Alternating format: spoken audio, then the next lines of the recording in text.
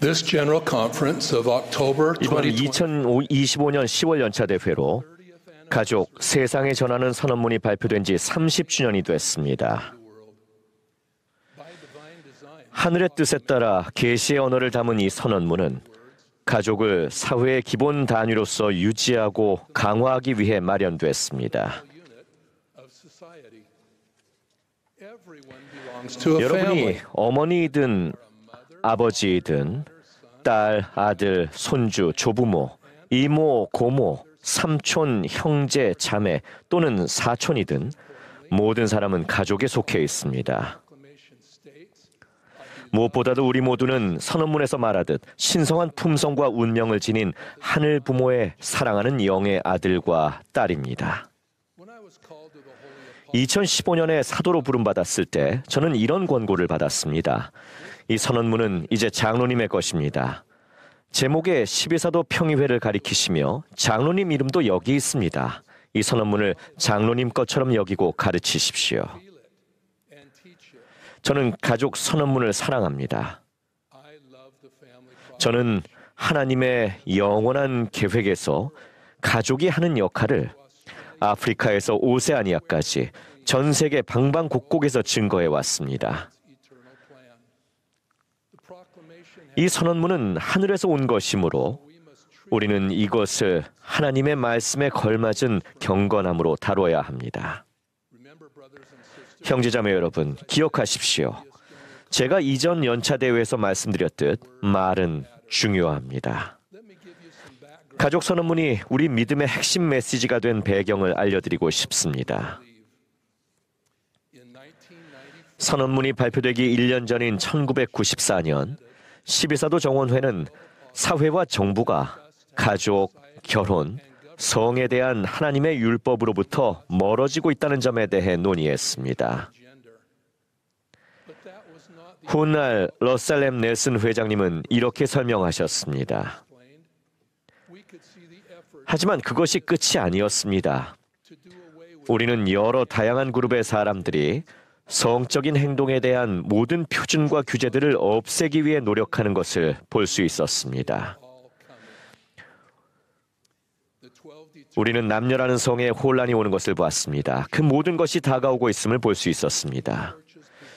12사도들은 가족에 관한 교회의 입장을 요약한 공식 선언문을 마련하기로 했습니다. 그 한 해 동안 하나님께 부름받은 선견자인 사도들은 가족에 관한 선언문을 준비했습니다. 델린 H. 옥스 회장님은 그 일을 회상하시며 사도들이 무엇을 어떤 식으로 말해야 하는지를 알고자 기도하는 마음으로 주님께 나아갔다고 하셨습니다. 그분들은 준비한 내용을 당시 제1회장단이던 하워드 W. 헌터, 고든 B. 힌클리, 토마스 S. 몬슨 회장님께 제출해 살펴보시게 했습니다. 몇 달 후 1995년 3월에 헌터 회장님이 별세하시고 힌클리 회장님이 교회의 제15대 회장이 되셨습니다. 이제 선언문은 그분 손에 있었습니다. 이것을 교회 회원들에게 발표할 적기는 언제였을까요? 6개월 뒤 때가 왔습니다. 연차대회 전에 열릴 9월 23일 여성총회를 며칠 앞두고 힌클리 회장님과 보좌들은 본부 상호부조의 회장단과 협의 모임을 가졌습니다. 자매님들은 사도들과 마찬가지로 여성과 가족에 대해 고심하면서 가족에 초점을 두고 다가오는 모임을 준비하던 터였습니다. 힌클리 회장님이 여성총회에서 말씀하실 예정이었고 말씀의 방향을 고민하고 계셨습니다. 논의 중에 회장님은 새로 작성됐으나 아직 발표되지는 않은 가족, 세상에 전하는 선언문을 직접적으로 언급하셨습니다. 이 여성 모임이 가족에 관한 확고한 선언을 발표하기에 적절한 자리였을까요? 본부 상호부조의 회장이던 엘레인 잭 회장은 훗날 이렇게 설명했습니다. 당시 우린 가족 선언문이 뭔지 몰랐습니다. 제목으로 짐작할 수 있었지만 가족에 관한 것이면 긍정적일 것이라고 생각했습니다. 저는 계시를 받는 12사도 정원회가 있다는 사실에 큰 희망을 느꼈습니다. 그리고 토요일이 돼 역사의 길이 남을 상호부조의 모임이 열렸습니다. 힌클리 회장님은 이런 의미심장한 말로 가족 선언문을 소개하셨습니다.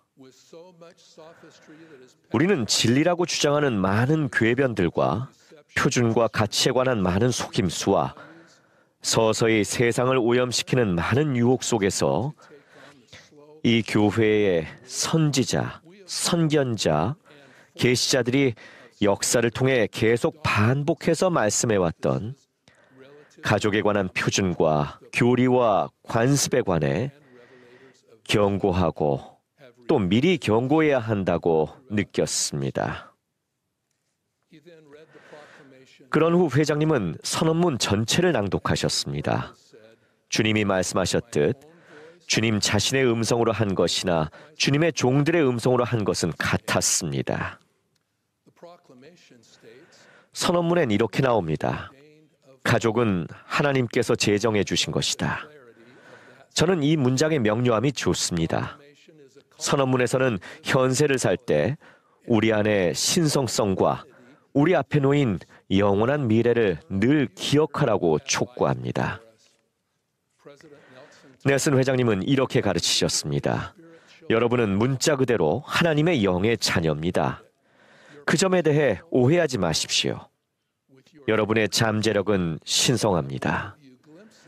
부지런히 구하면 하나님은 여러분이 어떤 사람이 될 수 있는지 살짝 보여주실 겁니다. 발표 당시 이 선언문은 세상의 여러 관점에서 어긋나 있었습니다. 그때도 그랬고 지금도 그렇습니다. 누군가는 이 선언문이 말하는 가족, 결혼, 성에 대해 문제를 제기합니다. 교회가 선언문을 철회하거나 고치거나 무효화해야 한다고 말하는 이도 있습니다. 힌클리 회장님이 말씀하셨듯 가족 선언문은 교리입니다. 형제자매 여러분, 여기에 나오는 원리는 주님의 방식과 그분이 마련하신 성약의 길에 어긋남 없이 완벽히 일치합니다. 선언문의 가르침은 주 예수 그리스도께서 당시 그분의 사도들과 지금의 사도들을 통해 계시해 주신 것입니다. 이 교회는 주님의 교회입니다. 그분께서 우리가 따르는 진리를 제정하셨습니다. 선언문을 두고 이렇게 말하는 분도 계실 겁니다. 나한텐 해당 안 돼. 배려가 부족한 것 같아. 우리 가족이랑은 거리가 멀어. 나랑 안 맞아. 마음에 걸리는 부분이 있으시다면 여러분은 하늘 부모님의 자녀이며 하나님 아버지의 가족임을 기억하십시오. 하나님보다 더 여러분을 잘 아시고 애틋하게 여기시는 분은 없습니다. 그분께 의지하고 온 마음을 다해 기도하며 그분과 그분의 약속을 신뢰하십시오. 여러분은 여러분을 사랑하시는 구주 예수 그리스도의 가족입니다. 그분은 우리 죄를 대속하시고 우리의 실수와 힘겨운 날의 짐을 짊어지시고자 지상에 오셨습니다. 그분은 여러분의 상황과 감정을 이해하십니다. 그분께 의지하십시오. 그분이 성신을 보내시어 여러분과 함께하고 여러분을 북돋고 인도하게 하실 것을 믿으십시오. 사람의 자녀들의 마음에 두루 내리는 그분들의 사랑을 느끼십시오. 그것은 무엇보다도 가장 바랄 만한 것이며 영혼을 가장 기쁘게 하는 것입니다. 주님의 모든 사도들은 여러분을 깊이 사랑합니다. 우리는 여러분을 위해 기도하고 여러분을 위해 주님의 인도를 구합니다. 우리와 함께 해주십시오. 여러분은 사탄이 마술을 뻗치는 어려운 시기에 살고 있습니다. 미혹되지 마십시오. 미혹됐다면 돌아오십시오. 우리의 팔은 여러분을 향해 펼쳐져 있으며 여러분을 사랑하는 이들도 그러할 겁니다. 선언문에는 부모는 자녀를 사랑과 의로움으로 양육할 거룩한 의무를 지니고 있다라는 구절이 있습니다. 몰몬경은 이 진리에 대한 또 하나의 증거입니다. 몰몬경의 첫 장 첫 절은 이렇게 시작됩니다. 나 니파이는 훌륭하신 부모에게서 태어나. 우리 중 얼마나 많은 사람이 몰몬경을 처음 읽기 시작하고 또 시작을 반복하며 이 말을 외워버렸을까요? 이 말을 마음에 새기십시오. 선언문에서 제가 좋아하는 한 구절은 이것입니다. 가족 생활의 행복은 주 예수 그리스도의 가르침에 근거를 둘 때 가장 잘 성취될 수 있다. 행복을 마다할 사람이 있을까요? 그렇다면 예수 그리스도께서는 이를 어떻게 가르치실까요? 다시 선언문을 보면 이러한 요소들이 언급됩니다. 신앙, 기도, 회개, 용서, 존경, 사랑, 동정심, 일, 그리고 건전한 오락활동. 이 핵심 원리를 적용할 때 삶이 더 나아지지 않을 수 있겠습니까? 완벽히 해낼 사람은 없겠지만 우리는 힌클리 회장님의 현명한 권고를 따를 수 있습니다. 그분은 최선을 다하십시오라고 말씀하셨습니다. 선언문엔 이렇게 나옵니다. 아버지는 자신의 가족을 사랑과 의로움으로 감리해야 하며 어머니의 주된 책임은 자녀를 양육하는 것이다.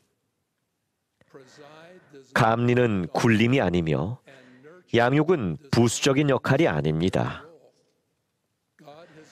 하나님은 남성과 여성에게 다르지만 동등하고 필수적인 역할을 주셔서 서로를 보완하게 하셨습니다. 제 이야기를 들려드리겠습니다. 저는 아내와 의논하지 않고 중요한 결정을 해버린 적이 있습니다. 그날 이후 저희 부부는 동등한 동반자가 되기 위해 함께 노력하는 법을 배웠습니다. 제 행동으로 아내는 당황했고 충격을 받았으며 큰 곤경에 처했습니다. 나중에 아내는 제 어깨에 손을 올리며 분명하게 말했습니다. 여보, 다시는 그러지 마세요. 그 후로 저희는 최대한 마음을 맞추며 살아왔습니다. 가족 선언문엔 이런 구절이 있습니다. 아버지와 어머니는 동등한 동반자로서 서로를 도울 의무가 있다. 동등함은 중요한 말입니다. 수년간 저희 부부는 선언문에서 신성한 책임이라 일컬은 일을 함께 수행하면서 동등하게 멍에를 메고 결혼 생활을 일궈왔습니다. 이제 자녀들이 모두 결혼했는데 저희 부부는 자녀들과 그 배우자들에게 동등한 동반자가 되는 법을 계속 조언해 왔습니다. 하나님의 영광만을 전념하여 구할 때 우리는 서로를 존중하고 지지하게 됩니다. 하나님이 제정하신 이 의로운 방식은 우리의 삶과 가정과 사회에 안정감을 줍니다. 하나님 아버지는 우리를 그분이 계신 본향으로 인도하기 위해 그리고 우리가 사랑과 힘, 목적과 영원한 지식들을 배우고 그것들로 채워지도록 돕기 위해 가족 선언문을 주셨습니다. 부디 그분과 그분의 사랑하는 아들을 가까이 하는 삶을 사시기를 영혼을 다해 간청합니다. 그렇게 할 때 영이 여러분을 북돋고 인도할 것이며 그분들이 약속하신 모든 지각에 뛰어난 평강을 마음으로 느끼도록 도울 것임을 약속드립니다. 예수 그리스도의 이름으로 말씀드립니다. 아멘.